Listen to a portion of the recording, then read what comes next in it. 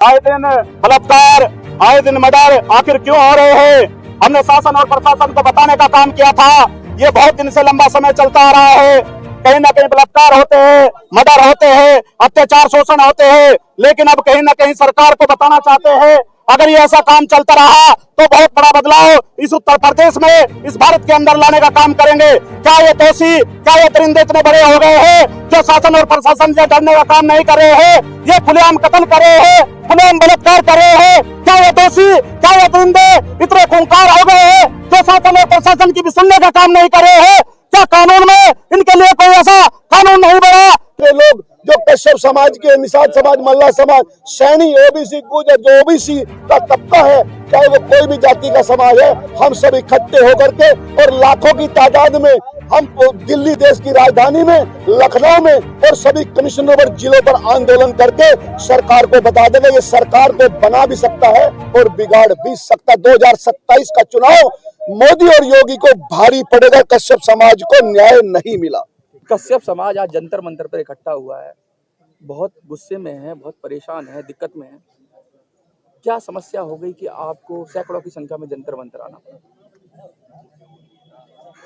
जुल्मों के सताए हैं, इसलिए जंतर मंतर कश्यप समाज के लोग आए हैं।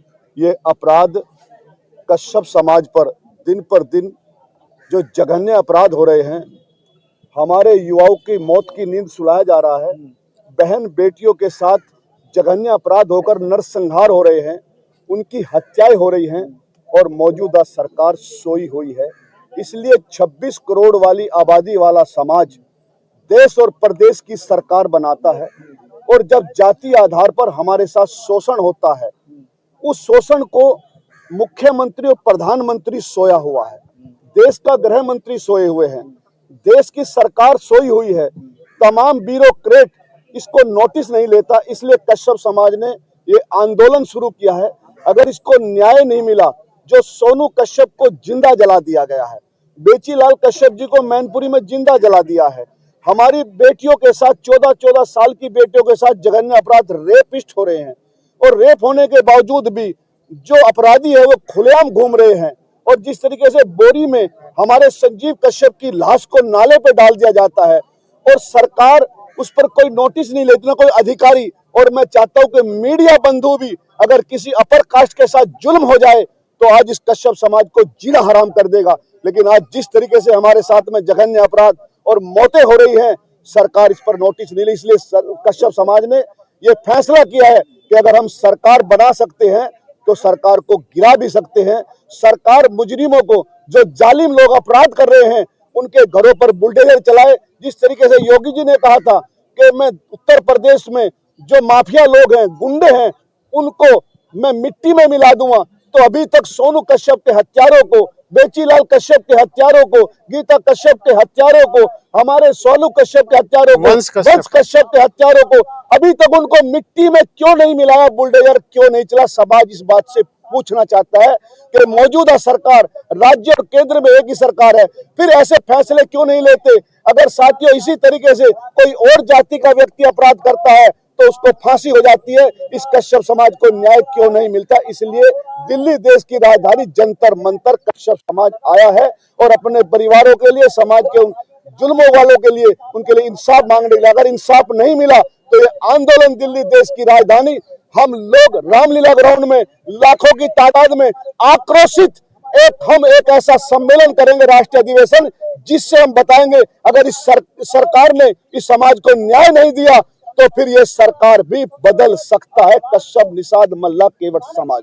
आगे की कोई कॉन्क्रीट प्लान है क्या? क्योंकि जिस तरीके से लग रहा है आपकी बातों से कि सरकार तो ध्यान दे नहीं रही है, तो आगे इसको कैसे पॉलिटिकली बढ़ाएंगे, कैसे बढ़ाएंगे? क्या कश्यप समाज राजनीतिक रूप से कोई संदेश देगा या फिर सामाजिक रूप से लगातार ऐसे ही प्रदर्शन करते रहेंगे रामलीला मैदान? इससे तो कुछ होने वाला नहीं है। मैं ये चाहता हूँ, सरकार से अपील करता हूँ हाथ जोड़ करके कि अगर मान नहीं है तो फिर अंग्रेजों की तरह हमें लाइन में लगा करके सफाया कर दो हमारा, फिर आपको कोई दिक्कत ही नहीं होगी। एससी और ओबीसी और माइनॉरिटी और एसटी के ऊपर जिस तरीके से तलवार लटकी हुई है, हम जीना नहीं चाहते राम राज्य में।